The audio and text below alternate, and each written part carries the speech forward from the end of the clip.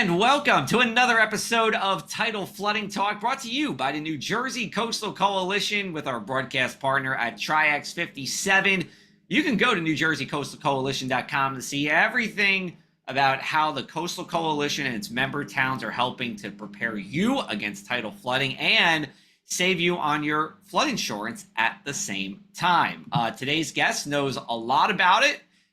Where she lives in South Florida, they see plenty of it, maybe even more so than New Jersey. So this is going to be great. We have Alex Harris from the Miami Herald here. But first, we're going to introduce my weather brother here, Dan Skeldon, hanging out in WFMZ in Allentown. Dan, summer is like settling in. I know Alex has seen it for like months, but here in the Mid-Atlantic, it's just settling in. It is officially arriving on June 20th. So summer will be with us for officially 93 days. And we're looking forward to the heat. Summer looking forward to the humidity, maybe not me, and hopefully a quiet hurricane season. And we'll probably touch on tropical weather a little bit with Alex. Alex, great to have you here. Joe, great to be back. I missed a couple of episodes with a busy personal schedule, but always great to be back in the co-host chair. Yeah, absolutely. And Palma, who's usually with us, she is out for tonight.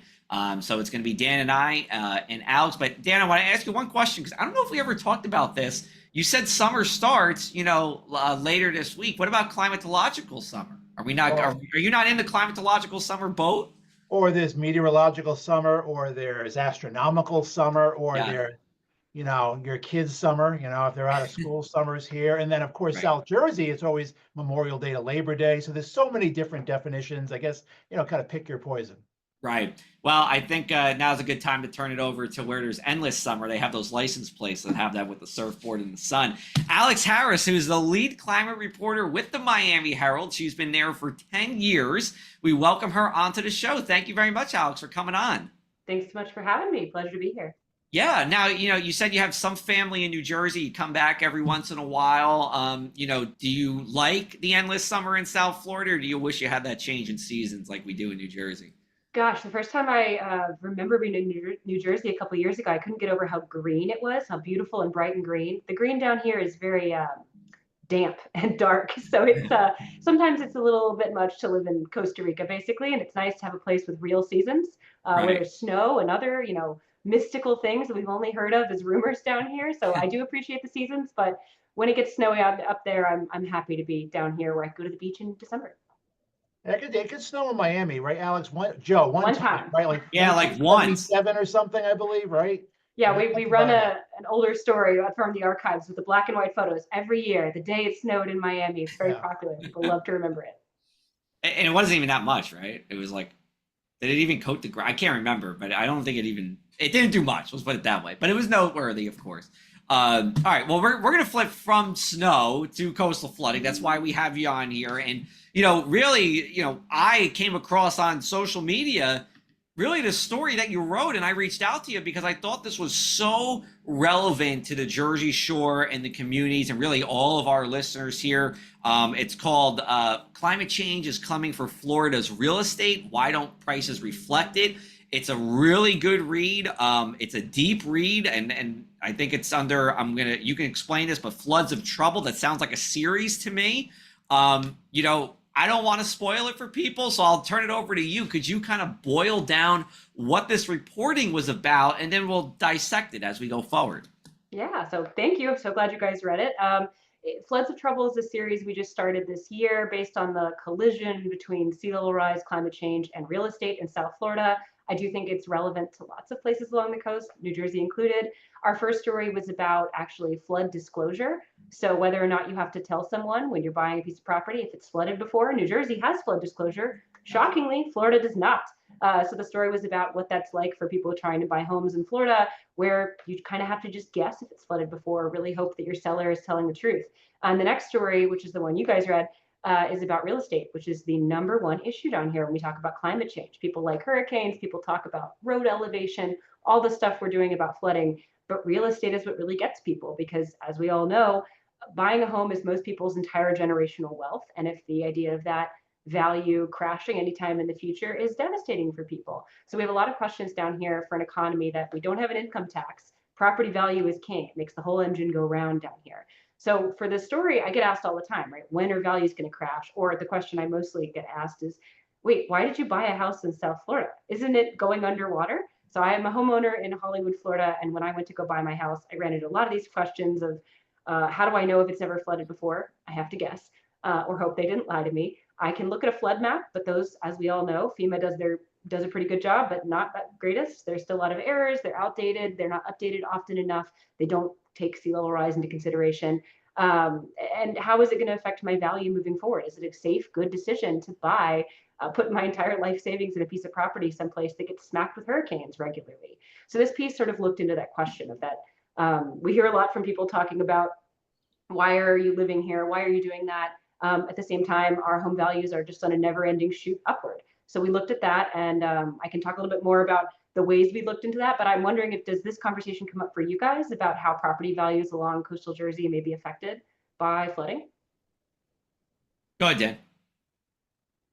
I'm just fascinated too, as a Florida visitor and not as a Florida, resident, how disclosure wasn't a federal law, a universal thing. I know it happens in New Jersey, but I'm just wondering what it takes to get. I think that's a very important piece of information for any coastal home buyer, any buyer anywhere. So just wondering why that isn't the law in Florida. That's kind of shocking to me. Yeah, I think it shocked a lot of people down here too.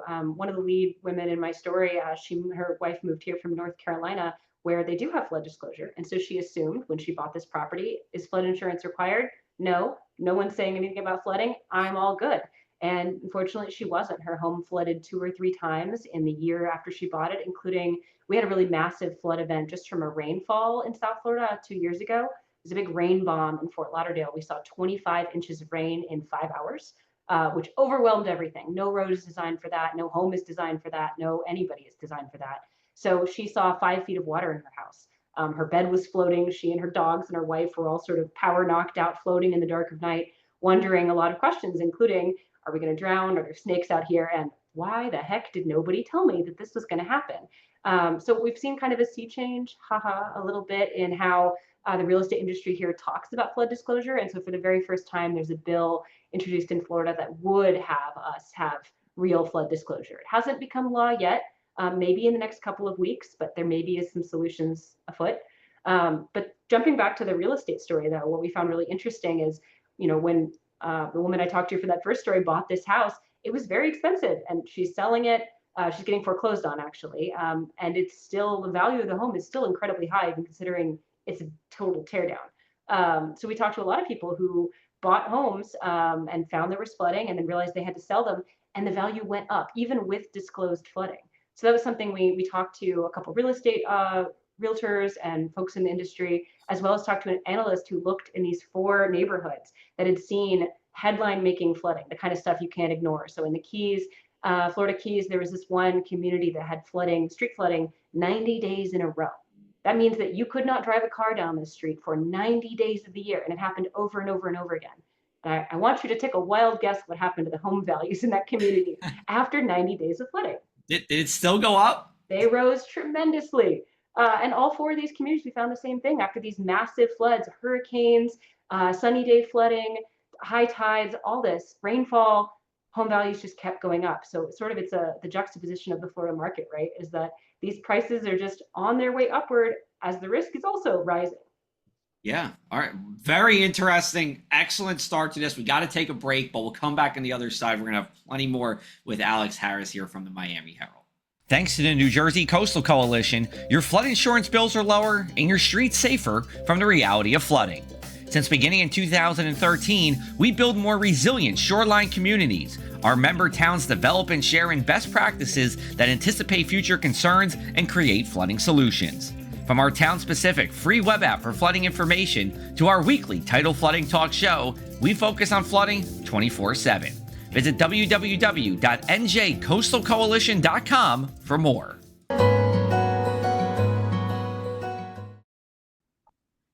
Well, welcome back to this week's Tidal Flooding Talk with my co-host Joe Martucci. I'm Dan Skeldon, and we're talking with Alex Harris, lead climate reporter for the Miami Herald. And I always thought New Jersey is the tidal flooding capital of the world. I think the one state that may lay claim to that over New Jersey is where Alex is in Florida. I mean, they have a three-person team, right, Alex, to report on flooding and climate issues.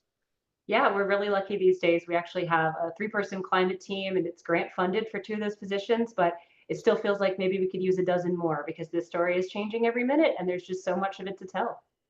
A little bit about you, right? Like, how did you get involved? Like, what made you interested in climate reporting? What's your background? Yeah, so my parents got me really into climate stuff. I would say the interest in climate and tidal flooding and all of that came before the interest in journalism. My dad, who's from New Jersey, is a civil engineer, and he was always really interested in the technological solutions to flooding and climate change. He was the first local business in Orlando, Florida to put solar on top of his building. So I remember in middle school, we went up there and he showed me how solar panels work and he explained it. We built an electric car from scratch. We took an old Mazda Miata with the engine out of it and built an electric car with all these cheap, crappy little batteries we flew in from China. And it had a range of like 11 feet. So I would learn to drive in that car and we'd drive around the street, the battery would die, and we'd have to push it back home. And my mom is a landscape architect, so she's really into the natural side of things. She took us all around to explore the background of Florida and understand the nature and why it was important. So when I went to school, I really got interested in what I could do about the environment, what I could do about climate. I really got interested in the wonky sides of it, like how can I understand this better and the solutions. And I've always really been into reading and writing. So journalism sort of found its way to me. And I started at the Herald 10 years ago as a breaking news reporter and did a couple of other stints with a lot of crazy breaking news down here. We have no shortage of crazy news in Florida, so I had a lot to cover. Yeah. But luckily got to start covering climate change pretty quickly into my beat. And that's just been the most fun thing you could cover in Florida. Right. Yeah. I mean, I hear about Florida Man, every month. Don't they have a beer named Florida Man or something like that? We have everything. And I'll tell you, my favorite Florida Man story was when I was an intern. I actually got to meet this guy who had a pet alligator in his front yard named Gwendolyn, who was about 11 feet long. So Gwendolyn really liked Oreo cookies and the rotisserie chicken from Costco. So I got to hang out and watch him feed Gwendolyn. He tried to let me pet her, but I thought critically in that moment and said, I don't want to be a Florida woman loses arm to gator headline. Probably. So I decided against it. Right. Well, the Gwendolyn cost conscious with those Costco rotisserie chickens, $4.99. All right, yeah. Let's get back on track here because there's a lot I want to talk about here. You wrote in your article, and I'm just going to quote another paper I'm presuming from McKinsey here, consulting firm, the same year found that Miami-Dade County was the most overvalued county in the nation, about 3.5 billion higher than it should because of flood risks. I'm just this is me speculating, and you tell me if this is right or wrong. I feel like part of this comes from if you have enough money, doesn't matter. It's just a small part of your budget, and we see this at the Jersey Shore too. Which is that true? You're nodding your head yes. Maybe that has something to do with it. I think it's a 1-2 punch, right? Like, yes, absolutely. We have a number of tremendously wealthy people in South Florida, and the coastal real estate is often the most expensive. So yeah, you have a lot of actual dollars, like these penthouses cost $50 million for a single condo. And so, yeah, when you add that up, you're going to have a very expensive overvaluation that they like to put it that skews the numbers. But I also think it's people just getting used to it. I think everybody's got a tolerance in flooding. And if you go up the canals and up the rivers, the places that flood are not the super wealthy areas. There are historically Black communities or historically Hispanic communities. And they deal with a lot of flooding. And I've spoken to people in Little Havana who are paying cash under the table, undocumented immigrants on month-to-month leases. And when their fridge floods and their insulin can't stay cold, they just say, oh, well, and pay the next month's rent anyway. So I think it's a combination of like, yes, you have a lot of very wealthy people who are just driving up that number of the value of property at risk. But you also have a lot of people who just aren't leaving, right? They're dealing with the flooding. They're sticking it out. They're, saying that's fine. I can deal with this for now. And the question is, how long can you actually deal with it? So Alex, what do you think? Like, what will it take to burst the bubble? What type of storm or intensity or frequency? And if that bubble bursts, and you said, with no income tax, property values are everything. So is there a contingency plan? What if this bubble bursts? What does the economy? What do governments do? That's the $1 trillion question for us in Florida.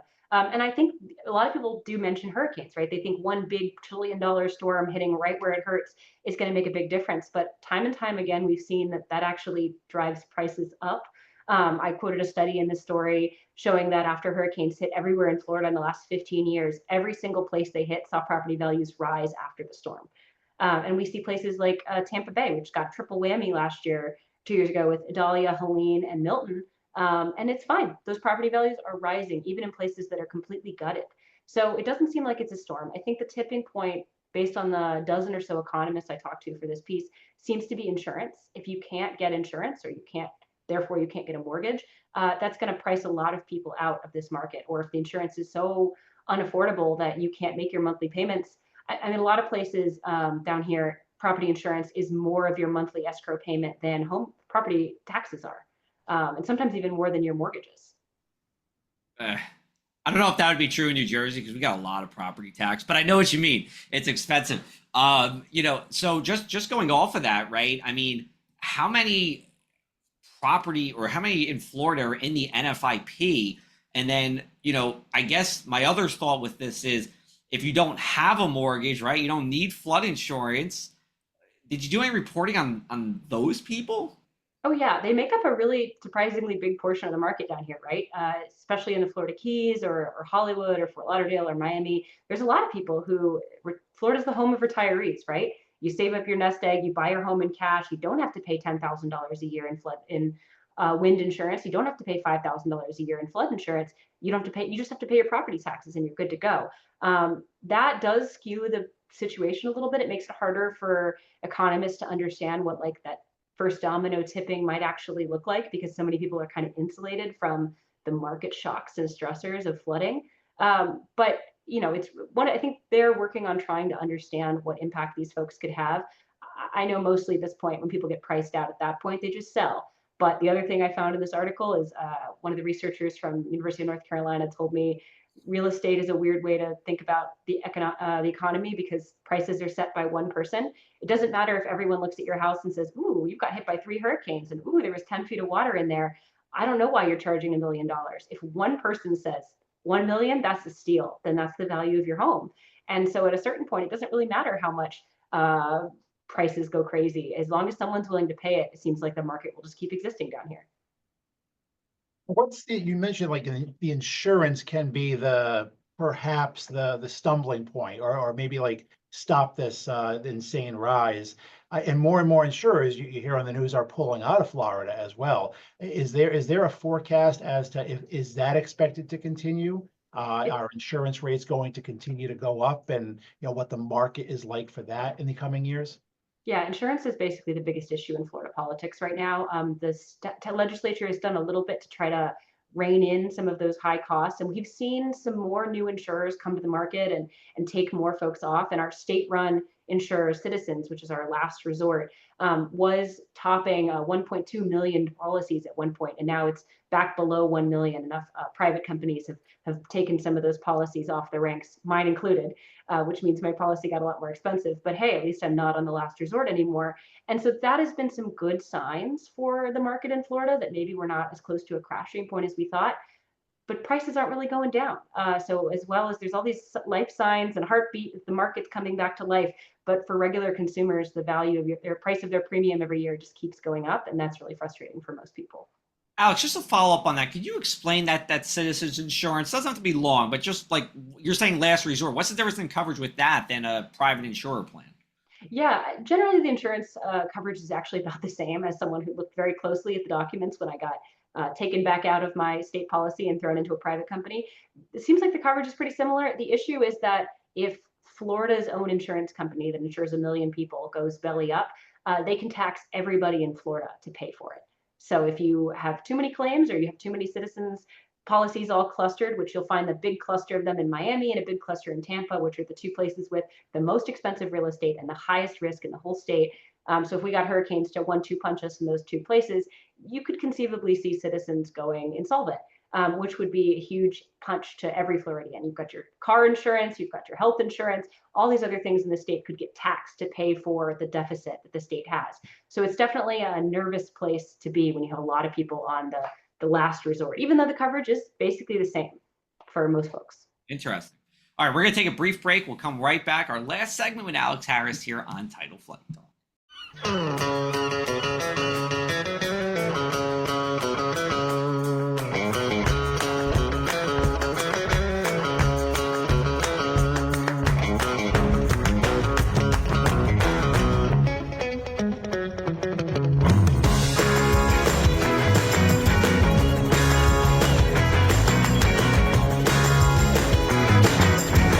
This is what the Down Beach Seafood Fest is all about. It's about community, it's about friends, it's about culture, right? The food culture in Atlantic County is rich.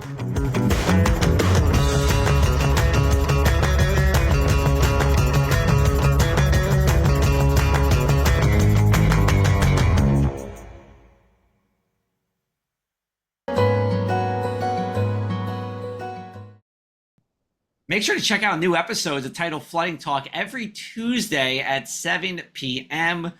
We will be here with you with a wide variety of topics, all relating around tidal flooding as we go into the summer. All right, Alex, so you're obviously in Florida. That feels like boots on the ground for FEMA. We know that FEMA has undergone, or at least proposed to undergo a number of changes. From what you've heard in your reporting, how does this impact the National Flood Insurance Program, if at all, and how this works with tidal flooding, storm surge disasters? Yeah, so this is a good question. This is something a lot of people bring up over and over again, is like, okay, we're talking about a lot of changes at FEMA. Some of them are really, you'll hear from experts, necessary. They're really clamored for. Anyone who's tried to get disaster aid after a big disaster anywhere in the country probably would like FEMA to give them their relief a little faster. Any local government that's tried to get the money out of FEMA would like those reimbursements a little quicker and more efficiently. So I think that there's a lot of, especially in Florida, there's a lot of interest in, oh, you want to reform or change the way the agency works? Sure. Even the condition of pushing more of responsibility onto the state for handling their own disasters. Florida, I've talked to Kevin Guthrie, our Director of Emergency Management.